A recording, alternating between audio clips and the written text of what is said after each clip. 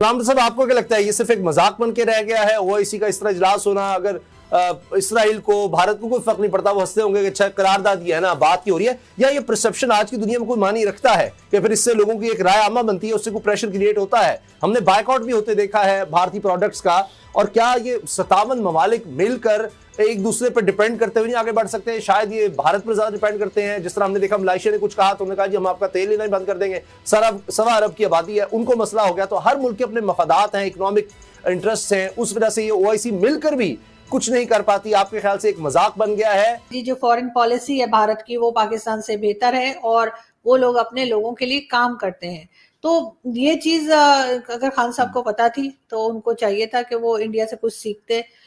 یہ تو جب جتنے دن رہے یہ صرف انڈیا کو برا بھلا کہتے رہے، ان کے پرائم منسٹر کو برا بھلا کہتے رہے، اور جس کا نتیجہ یہ نکلا کہ انہوں نے ان کا فون نہیں اٹھایا۔ لیگ آف دی نیشنز کا حال ساری دنیا نے دیکھا تھا، پاکستان نے بھی حالت اس کی دیکھی، اور اس وقت جو صورتحال نظر آ رہی OIC کی وہ لیگ آف نیشنز کے مطابق تقریباً اسی طرح کی بنی ہوئی ہے۔ ایک ایسا فورم جہاں پہ نشستن، گفتن، برخاستن کے علاوہ آج تک کسی بھی آپ کے اس فورم سے کوئی ایسا کنکریٹ سٹیپ نہیں اٹھایا گیا جس سے ہم یہ کہہ سکیں، یا مسلم امہ کو اکٹھا نہیں کیا گیا۔ یہ ایک طرح سے اکٹھا ہو جانا اور ایک دن، 1.5 دن، 2 دن بیٹھنا، اس کے بعد اپنے اپنے گھروں کو چلا جانا، پھر وہاں پہ جا کے کسی کو مسلم امہ کی فکر نہیں، اور نہ ہی کوئی ایسی جو کنزرکٹیو پالیسی ہے، ایسی جو ترتیب کے ساتھ بنائی جائے کہ مسلم ممالک اس پالیسی کو آگے لے کر چلیں، ایسا آج تک کبھی بھی دیکھنے میں نہیں آیا۔ اچھی بات ہے کہ مسلم ممالک اکٹھے ہوتے ہیں، بات کرتے ہیں، اتحاد اور یگانگت کی بات کرتے ہیں۔ میں یہاں تھوڑا سا ان ممالک کی اپنے ملک سے شروع کرتے ہوئے باقی ممالک کی صورتحال کی طرف جاؤں گا۔ یہاں مسلم امہ کی درس دیا جاتا ہے، تبلیغ کی جاتی ہے، مسلم امہ کو اکٹھا کریں گے۔ آپ اپنے مسلمان بھائیوں سے ہاتھ ملانا پسند نہیں کرتے، اور آپ مسلم ممالک کے ساری دنیا کے لوگوں کو اکٹھا کرنا چاہتے ہیں۔ سعودی عرب کو دیکھ لیں گے، وہاں آپ کو وہاں کے اندر آپ کو اختلافات کیسے نظر آتے ہیں۔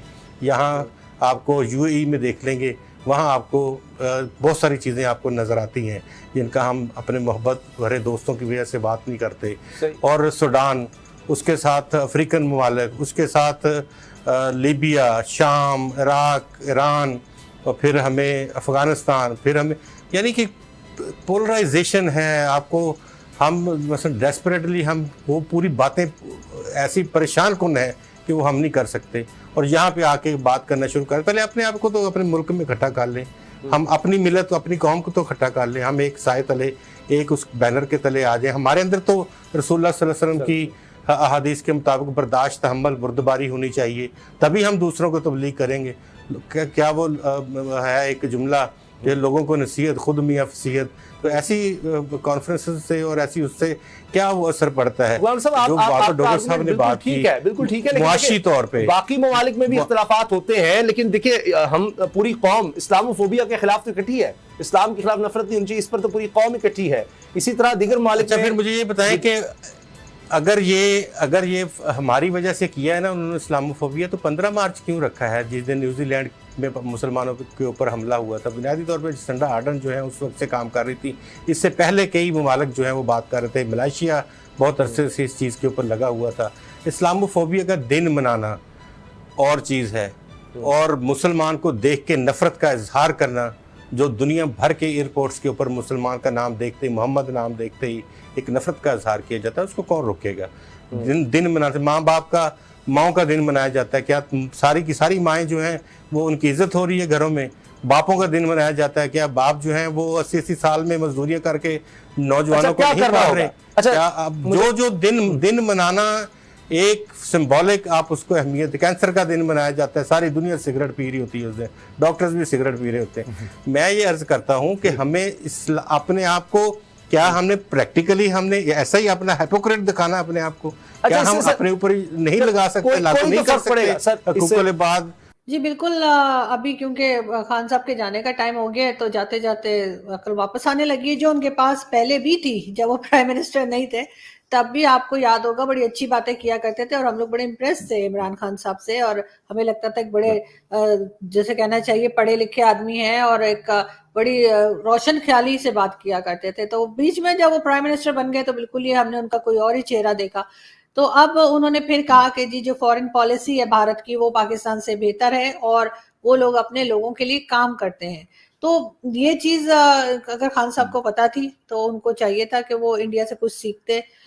یہ تو جب جتنے دن رہے یہ صرف انڈیا کو برا بھلا کہتے رہے, ان کے پرائم منسٹر کو برا بھلا کہتے رہے, اور جس کا نتیجہ یہ نکلا کہ انہوں نے ان کا فون نہیں اٹھایا.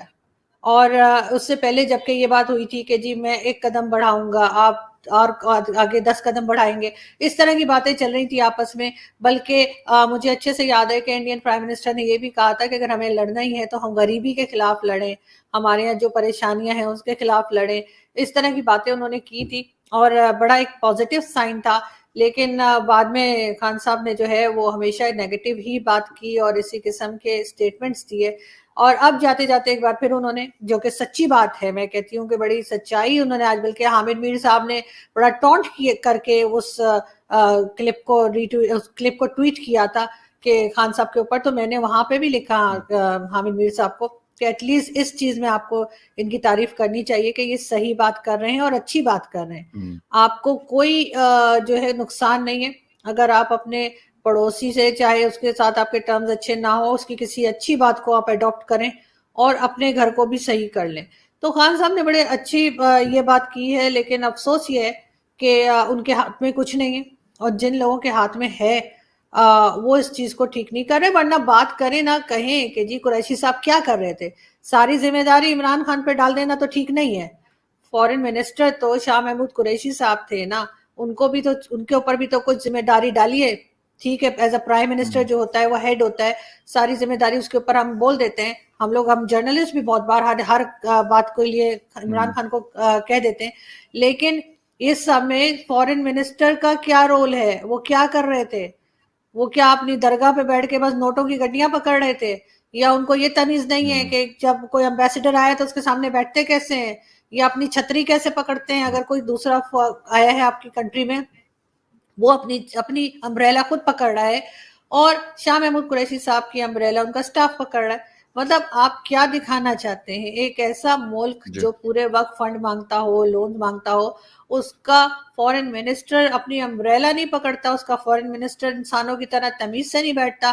تو اب ظاہر ہے ہوتا تو یہی ہے کہ جب آپ کے بچے اگر ہوں اور بچے کچھ غلط کام کریں تو لوگ تو یہی کہتے ہیں نا, ماں باپ نے کچھ نہیں سکھایا.